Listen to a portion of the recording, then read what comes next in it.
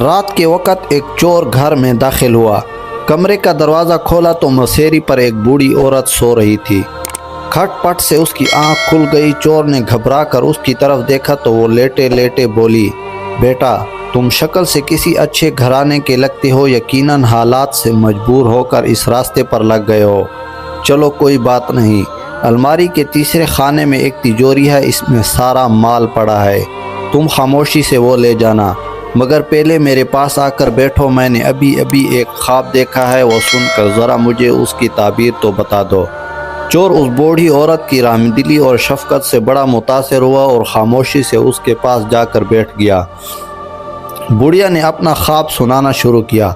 بیٹا میں نے دیکھا میں ایک صحرا میں گم ہو گئی ہوں، ایسے میں ایک چیل میرے پاس آئی اور اس نے 3 دفعہ زور زور سے بولا، ماجد ماجد ماجد۔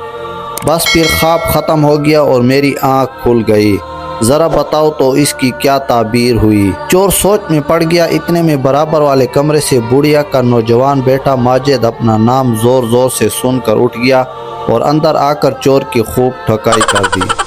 بڑھیا بولی، بس کرو، اب یہ اپنے کیے کی سزا بھگت چکا۔ چور بولا، نہیں نہیں، مجھے اور مارو تاکہ مجھے آئندہ یاد رہے میں چور ہوں، خوابوں کی تعبیر بتانے والا نہیں۔